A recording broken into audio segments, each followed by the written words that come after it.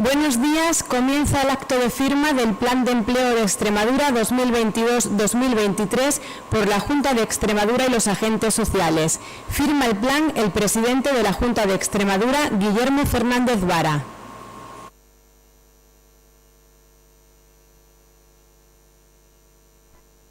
Al acuerdo la secretaria general de la Unión de Trabajadores Extremadura, Patrocinio Sánchez Escobar.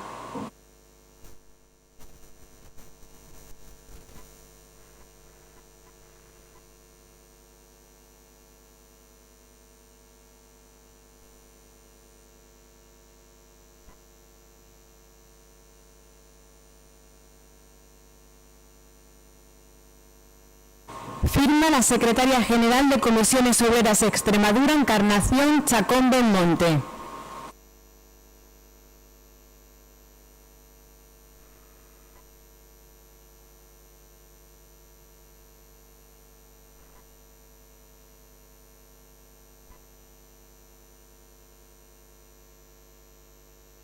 Rubrica el documento el secretario general de la Confederación Regional Empresarial Extremeña, Francisco Javier Peinado Rodríguez.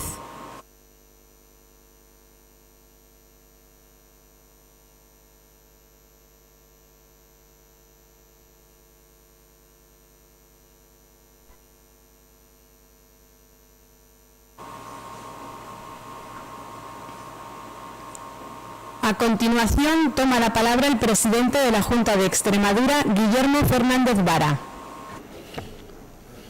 Muy buenos días a todos y a todas. Gracias a quienes han hecho posible este importantísimo acuerdo, probablemente de los más antiguos, si no el más antiguo de los planes que, fruto del diálogo y de la concertación social, se han venido firmando en Extremadura desde hace ya muchos años, ¿no?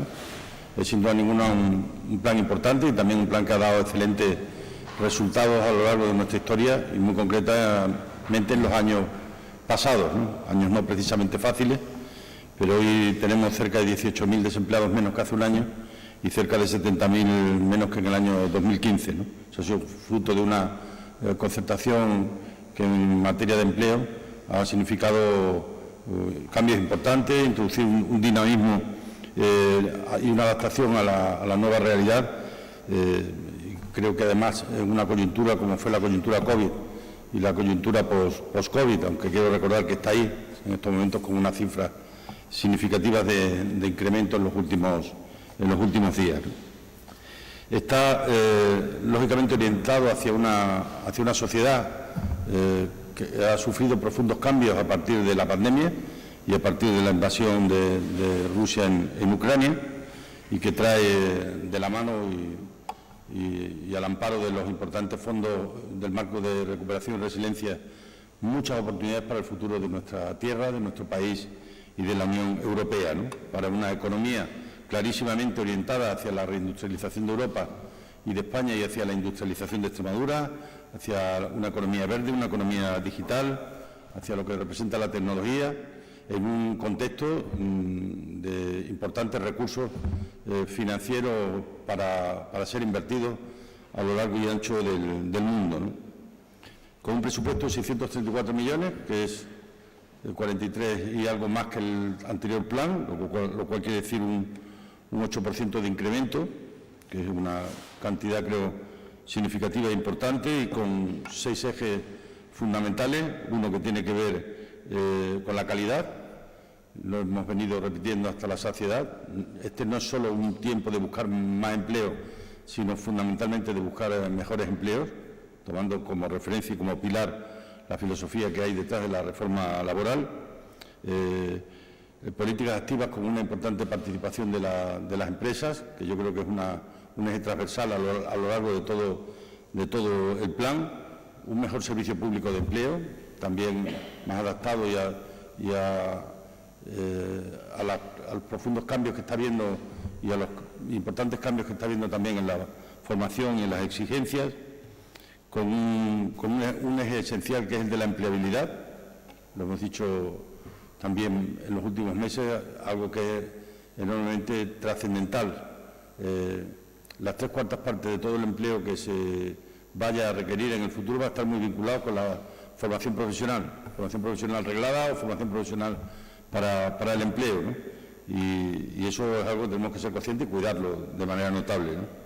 El quinto será la cohesión social y el equilibrio territorial, y el sexto, la igualdad de oportunidades. Ahí, además, este plan nos autoimpone, nos exigimos en un plazo breve tener el plan de empleo joven 23 y 24 preparado, así como el plan de empleo específico para las personas que tengan algún tipo de discapacidad, ¿no? Como siempre, agradecer a los equipos el importantísimo trabajo para haberlo podido lograr, y luego felicitarnos de que eso que fue una gran apuesta en el pasado de introducir indicadores en los planes nos está sirviendo realmente para valorar en toda su extensión todas y cada una de las medidas que se adoptan, ¿no? Hemos podido valorar el anterior plan y hemos podido introducir indicadores en el nuevo que nos van a permitir evaluar todas y cada una de los compromisos que vamos a adquirir. Por mi parte, nada más, muchas gracias. Interviene la secretaria general de la Unión General de Trabajadores de Extremadura, Patrocinio Sánchez Escobar. Buenos días, gracias como siempre por estar aquí.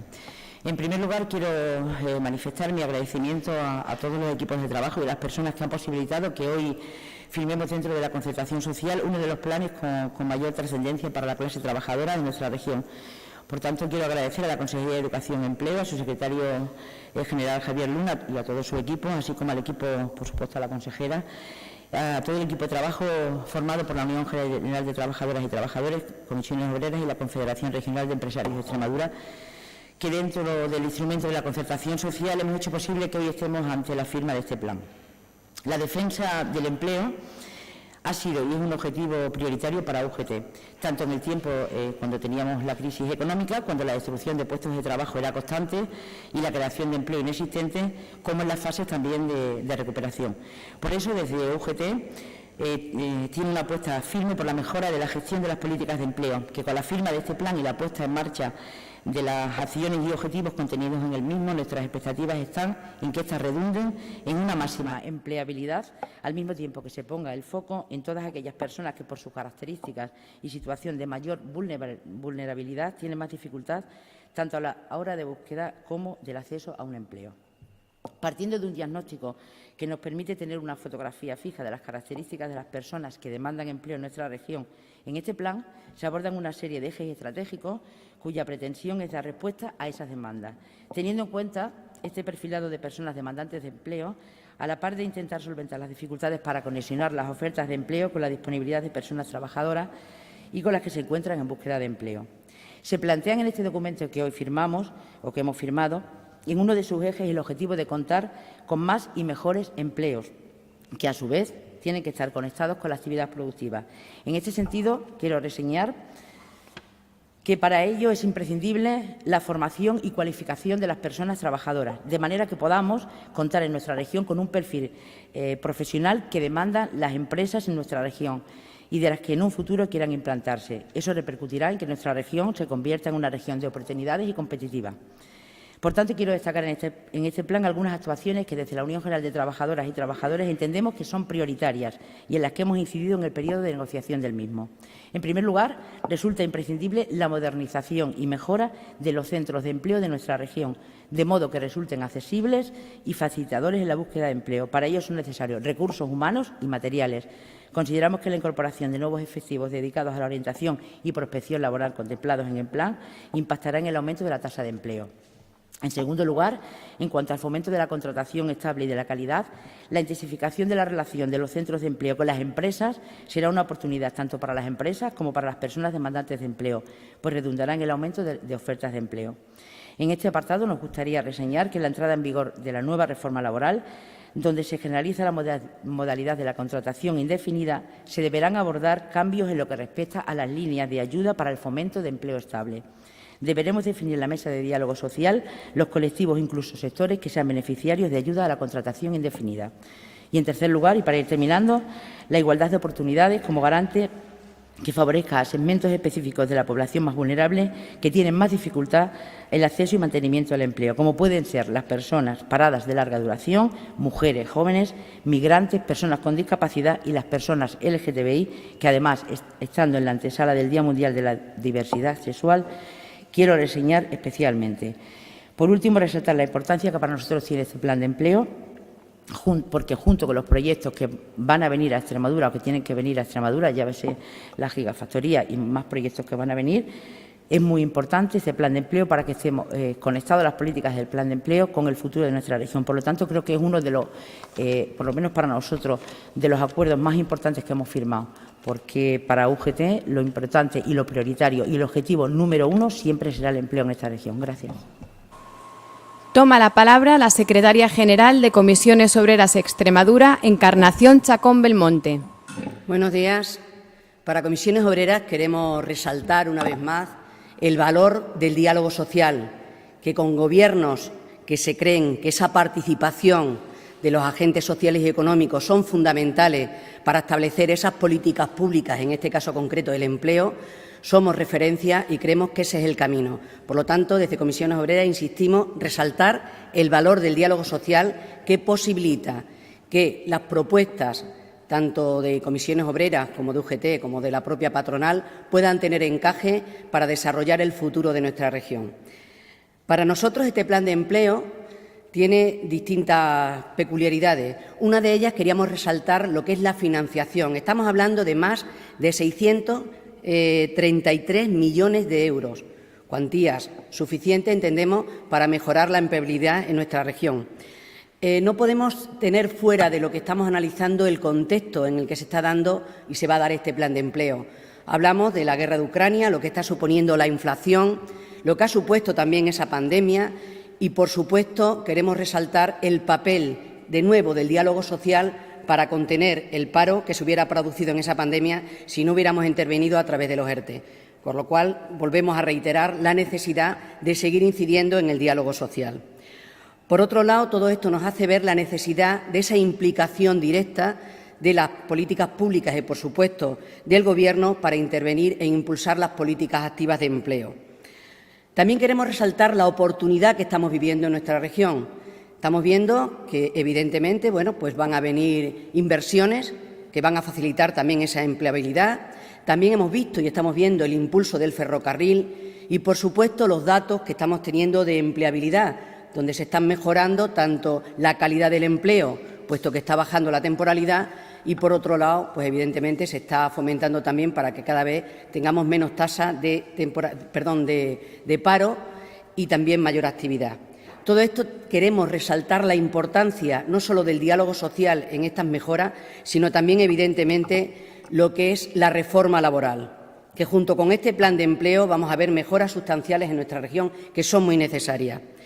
Por otro lado, queremos resaltar esas políticas activas de empleo que van a ser claves para la recuperación económica y laboral de nuestra región y evitar el aumento de la desigualdad y, por supuesto, hacer frente a la despoblación. Este plan de empleo, ya lo ha mencionado el presidente, tiene 6 ejes que para Comisiones Obreras son fundamentales cuando hablamos de mejorar la calidad del empleo, cuando hablamos de las políticas activas de empleo que van a estar insertadas y conectadas con las empresas, la mejora fundamental de los servicios públicos, el SESPE en su calidad, desde luego, va a mejorar con las propuestas que se están planteando dentro de este plan de empleo. Algo fundamental, el derecho al aprendizaje a lo largo de toda la vida y algo también muy importante, posibilitar la cohesión social y el equilibrio territorial. Y, por último, esa igualdad de oportunidades. Importante para Comisiones Obreras son también esos elementos de evaluación. Hablamos de indicadores de la realización de este plan y, por supuesto, indicadores del impacto. Y a través de unas comisiones de seguimiento, 3 elementos fundamentales, 3 instrumentos que son el Consejo Regional de Empleo, el Consejo Regional de Formación Profesional y la Mesa de Concertación Social en materia de empleo. Para finalizar, desde Comisiones Obreras entendemos que el desempleo y la desigualdad son problemas colectivos, por lo que deben abordarse desde la garantía de derechos y políticas activas de empleo van a ser la herramienta que nos dé ese derecho a la formación a lo largo de toda la vida. En definitiva, este plan de empleo, como decíamos al inicio, junto con la reforma laboral, va a posibilitar mejor y mayor empleo en nuestra región y, por supuesto, atender a esas personas con mayores necesidades, colectivos como las personas mayores de 45 años, las especialmente vulnerables por su situación, colectivos LGTBI que no tengan ninguna dificultad de acceso al empleo. En definitiva, y para finalizar, plan de empleo, reforma laboral son las herramientas fundamentales para cambiar también el tejido productivo en nuestra región. Muchísimas gracias. Interviene el secretario general de la Confederación Regional Empresarial Extremeña, Francisco Javier Peinado Rodríguez. Muy buenos días. El plan que hoy hemos rubricado es ni más ni menos que el resultado de muchísimas horas de trabajo de muchas personas, y lo primero me va a permitir que agradezca pues, a todo el equipo de la Consejería de Educación y Empleo, liderado por la consejera, y por todo lo que es la dirección del SEXPE y de la Secretaría General de Empleo, también a los equipos de los dos sindicatos de Comisiones Obreras y de UGT, y, cómo no, al personal de la Confederación Empresarial Extremeña, por la labor que han realizado, tanto de análisis, en el que me vais a permitir que incida, aunque ya lo ha comentado el propio presidente de la Junta, sobre que es un plan que surte y que realmente refleja, desde la experiencia del anterior plan que hicimos con una duración de 2 años, a conciencia y pensando en evaluarlo de una manera rigurosa, con unos indicadores perfectamente claros y que permiten realmente evaluar las políticas de ese plan bianual,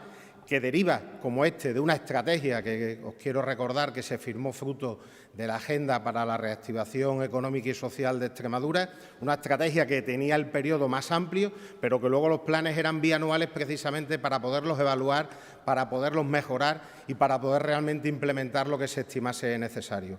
Tanto es así que en este plan, de las muchas medidas que hay, como os podéis imaginar, hay medidas que han sido muy exitosas, tanto que de hecho han agotado los presupuestos en toda la línea. Y yo aquí quiero agradecer, pero insistir otra vez y públicamente comprometer al presidente de la Junta a que a veces hay que ampliar los presupuestos para aquellas medidas políticas activas de empleo que tienen éxito y que se quedan a veces fuera porque se agotan los presupuestos que hay. De todas formas, hasta ahora la Junta de Extremadura está haciendo un esfuerzo ímprobo en ese sentido para intentar hacer esas modificaciones presupuestarias y que realmente se pueden llegar, y lo que nos queda como tarea es mejorar algunas medidas que creemos que tienen que dar fruto pero que todavía no han calado, y especialmente, como os podéis imaginar, por la difícil coyuntura que ha vivido el anterior plan, con el horizonte que tenía 2021, en el que el COVID pues, ha sido, por desgracia, protagonista muy mucho de lo que era el mercado laboral. En esta línea me vais a permitir también que creo que es un plan que se ha comentado ya, y yo lo agradezco además a las dos secretarias generales de los sindicatos, esa empatía que hacen por estar cada vez más convencidas que fortaleciendo a las empresas, al tejido productivo, es como podemos mejorar el empleo, incrementándolo y haciéndolo además un empleo mucho más estable y que permita cada vez pues, unas mejores condiciones laborales para de esa manera generar más bienestar social. En esa línea creo que es un plan que además no solo beneficia a los trabajadores y trabajadoras, sino que beneficia también a las empresas. Y es un plan, además, que intenta marcar un poco la igualdad de oportunidades, no solo de los desempleados o de los futuros empleados en esta comunidad autónoma, tomando medidas que desde el punto de vista de la diferenciación positiva intentan igualarnos a todos, porque hay que ser muy conscientes que no todas las personas que ahora mismo están demandando un puesto de trabajo tienen las mismas condiciones para poder acceder ni las mismas facilidades para poder acceder a él. Pero en la misma línea me vais a permitir que yo defienda también que con especialmente el tejido productivo que hay en Extremadura, microempresas y autónomos, también hay que ayudarlos de alguna manera, y de ahí la importancia de las políticas activas de empleo, a veces dando esos incentivos, esas ayudas que ni mucho menos, desde luego, hacen que mantengan ni que sea la decisión de contrato, porque nosotros somos muy conscientes de la CREX, de que por muy bueno que sea el plan de empleo, quien genera realmente empleo son las empresas, es en definitiva la economía, la dinamización de la misma, el que cada vez haya más actividad y que nuestras empresas crezcan. Pero a veces hay que dar ese apoyo inicial para que realmente se consoliden esos empleos y, sobre todo, se incentiven esas nuevas demandas de puestos de trabajo. Son muchos aún así los retos que nos quedan. Yo me vais a permitir que ponga ya de manifiesto el cambio de fondo y fundamental que está teniendo el SEXPE en Extremadura. Ya se ha convencido, y yo he de agradecer aquí a todas las personas, la consejera lo primero por la altura de miras que ha tenido con crear un grupo en toda la parte de empleo, sinceramente, consejera, que creo que es un grupo con una visión muy importante tanto en el medio como en el largo plazo, y especialmente, pues bueno, al secretario general de Empleo, al secretario general de SEXPE, a todas las direcciones generales, Ana, Javier, Víctor, daros nuestro agradecimiento público porque de una vez por todas el SEXPE se ha convencido que también tiene que prestar servicio a las empresas. Muy importante, no solo a los desempleados. Y en eso se está haciendo un cambio estructural y de fondo muy importante.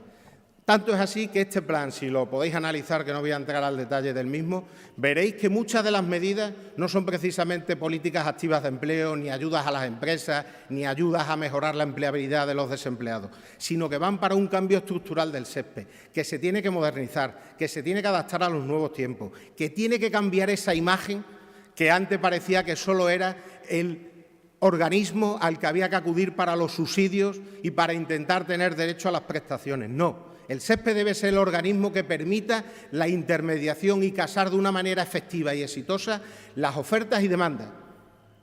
Las ofertas que tienen los desempleados o que presentan las empresas y las demandas que hay tanto por los desempleados para buscar un puesto de trabajo acorde a sus condiciones y a sus necesidades y a sus expectativas también, ¿por qué no reconocerlo?, y lo que necesitan las empresas hoy día en cuanto a sus trabajadores. Porque no cabe la menor duda que de la eficacia de esa casación, cuando una persona se incorpora a una empresa, si el éxito, la productividad está más que asegurada, genera en la propia empresa un incentivo para hacer nuevas contrataciones, no solo por la vía del crecimiento empresarial o económico de la empresa, sino por la sensación y la expectativa que genera de satisfacción con respecto a esas nuevas contrataciones.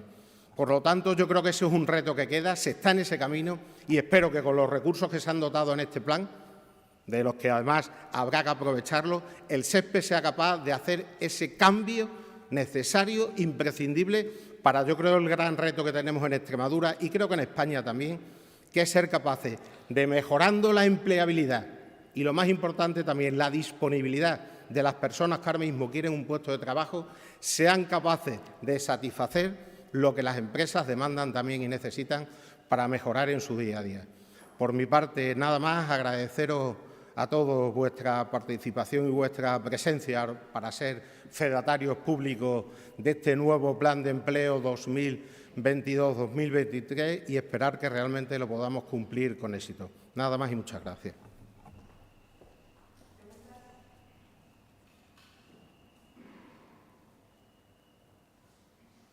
Hola, buenos días. Quería 3 precisiones.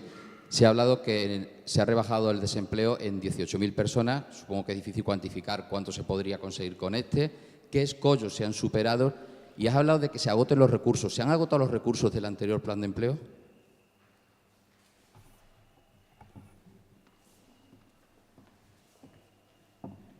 Cuando te refieres a los recursos, te refieres al presupuesto, ¿no? Sí. Prácticamente se ha ejecutado, podemos decir, en un torno a un 90% de las líneas.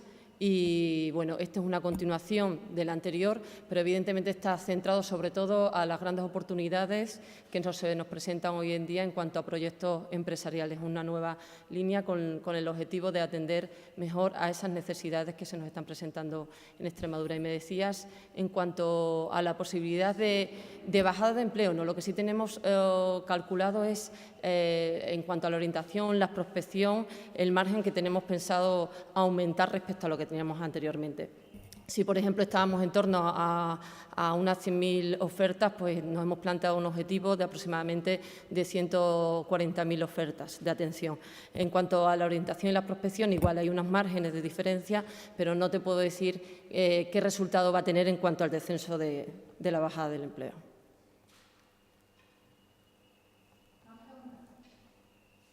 Sí, se ha hablado también de esa evaluación de los planes, sobre todo ver estos planes bianuales. Me gustaría saber, una de las principales medidas o de las medidas que han tenido mayor éxito del anterior plan bianual Y también ese reto que ha quedado pendiente, ya sea por la guerra, por la situación del COVID, y que este plan sigue abordando o pretende abordar.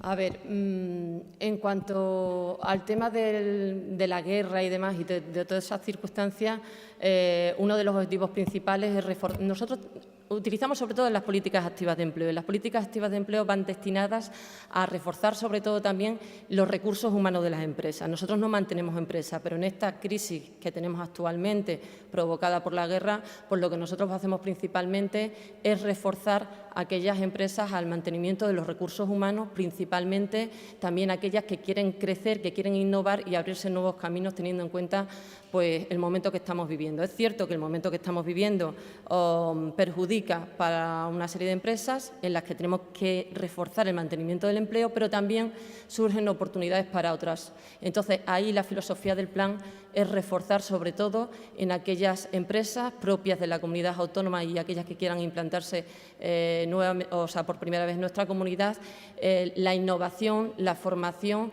para que esas personas que puedan contratar y crecer, ensanchar el mercado laboral, pues estén cualificados en la medida de las posibilidades adaptadas a las necesidades de dichas empresas.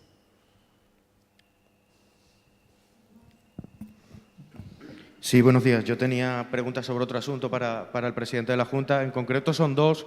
Presidente, bueno, la primera es una valoración sobre la repercusión que puede tener aquí en Extremadura las medidas anunciadas por el Gobierno de Pedro Sánchez durante el fin de semana.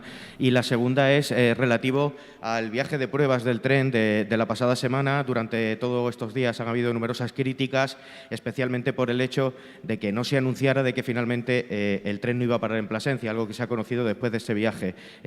Ambas preguntas, una valoración al respecto. Respecto a la segunda, yo creo que todas las críticas que se hagan deben ser aceptadas en función de lo que a esta tierra y a esta región le ha tocado vivir en los últimos 20 años, ¿no? Tanto nada que objetar a las críticas. Decir lo que dijimos el otro día, este es un primer paso. Ojalá que cuando se den los siguientes todo el mundo quede plenamente satisfecho. Hasta que eso pueda ser así, se han dado las explicaciones oportunas por parte de Renfe, que por cierto es quien la tiene que dar, en este caso es la responsable, ¿no? Pero lo que nos queda por afirmar rotundamente es que por eso el pacto por el ferrocarril va a seguir existiendo, por eso va a seguir exigiendo que los pasos siguientes se vayan dando para que finalmente, ya digo, se puedan cubrir y cumplir las expectativas que todos tenemos, ¿no?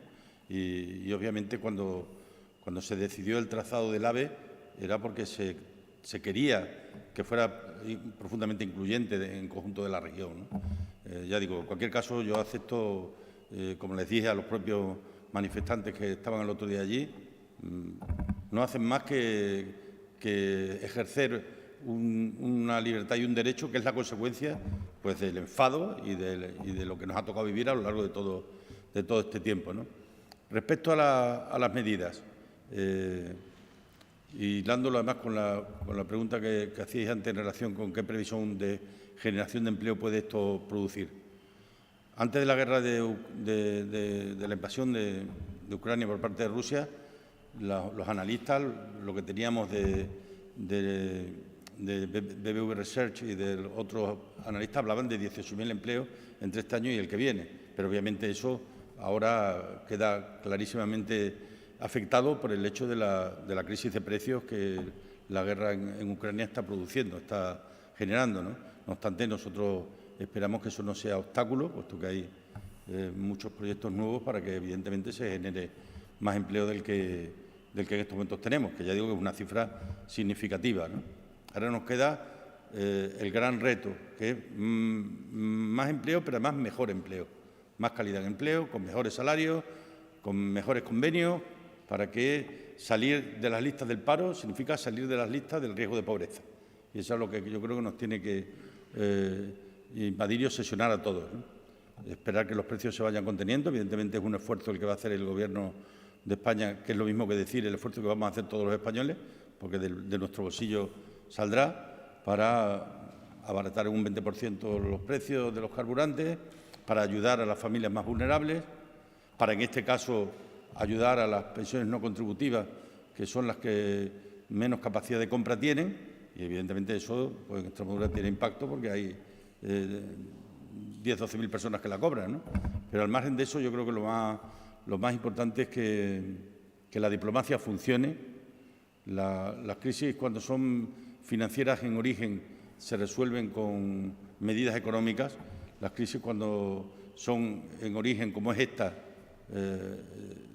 provocadas por una guerra, se resuelven desde el ámbito diplomático, desde el ámbito multilateral y desde el ámbito del conjunto de países y naciones del mundo, ¿no? Sería un error intentar tratar una crisis que no ha sido provocada por el aumento de los salarios como si fuera una crisis provocada por el aumento de los salarios. No es así, es provocada por el aumento de los precios, que tenemos que intentar que obviamente se vayan conteniendo a lo largo del año, porque si no ya sabemos que va a perjudicar muy especialmente a la gente a la que pretende defender este Real Decreto que se aprobó el sábado, ¿no? A la gente que dentro de que todo el mundo lo está pasando mal, hay gente que lo pasa peor como consecuencia de su poder adquisitivo, ¿no? Pregunta. ¿Alguna más? Sí, respecto a la pregunta del compañero respecto al tren, han surgido algunas dudas también de otra estación que también está en la misma situación que Plasencia, en Fondo de Saco, que es la de Mérida. ¿Se podría dar también ese caso de que por ahorrar tiempo no parara en Mérida? Y también tenía otra pregunta y es, los transportistas, ha habido varias reuniones regionales este fin de semana para decidir qué hacer a partir del día 30 de este mes. El día 30 habrá una reunión nacional, pero al principio los resultados que hemos conocido regionales de esos encuentros, la mayoría de los transportistas apuestan por un nuevo paro, como el que vivimos ya en marzo. Yo espero y deseo que cuanto antes puedan desarrollarse los compromisos. Uno de ellos está claro, que es la ley de la cadena alimentaria adaptada al transporte, cuyo compromiso es el 30 de julio, por tanto el 30 del próximo mes, ¿no? Yo espero que pueda ser posible el diálogo, el que se pueda negociar y esperar y desear que así sea, ¿no? Respecto al parar o no parar, yo estuve en Barcelona hace 15 días, no paró en ningún sitio el tren. Es decir, lo que no podemos es pensar que un tren de alta velocidad sustituya a todos los demás. Se ha sabido también este fin de semana que va a haber más comunicaciones, mejores precios, mejores tiempos, no solo en el tren Madrid-Badajoz-Albia, sino en todos. Y eso es algo que yo creo que deberíamos poder entender, ¿no? Es decir, si lo que realmente pensamos es que puede haber un tren de alta velocidad aquí que mejore tiempo respecto a lo que teníamos, aparte de las vías, aparte de la electrificación, aparte de las máquinas, hay que entender que no puede parar en todos los pueblos de su trayecto, porque es imposible y porque no ocurre en ningún sitio. Obviamente, yo doy por hecho que Mérida va a parar y doy por hecho que más temprano que tarde se podrá resolver el asunto y pueda parar en las 4 capitales de provincia. Pero ¿esto obliga a que todos los trenes que haya, cuando haya varios, tengan que parar en todas partes? No, no necesariamente. ¿Por qué? Pues porque esa es la filosofía de la alta velocidad. Ya digo, yo en las 2 últimas veces que he ido a Barcelona no he parado en ningún sitio. Ni en Guadalajara, ni en Zaragoza, ni en Lleida, es decir, en ningún sitio. Nada más que en Madrid y en Barcelona. Y por esa razón no se descarta que algunos paran en Zaragoza, pues igual, unos pararán, otros no pararán, será en función de la oferta que haya, y cuando eso continúe hasta Lisboa, pues ocurrirá igual. Si queremos que haya unos tiempos entre Madrid y Lisboa razonables, no podrá ser sobre la base de que pare en todos los pueblos de España y en todos los pueblos de Portugal donde paran ahora, porque eso no es entendible, ¿no?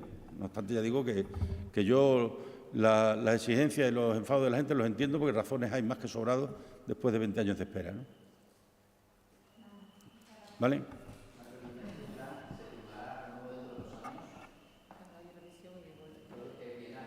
Sí, es bienal.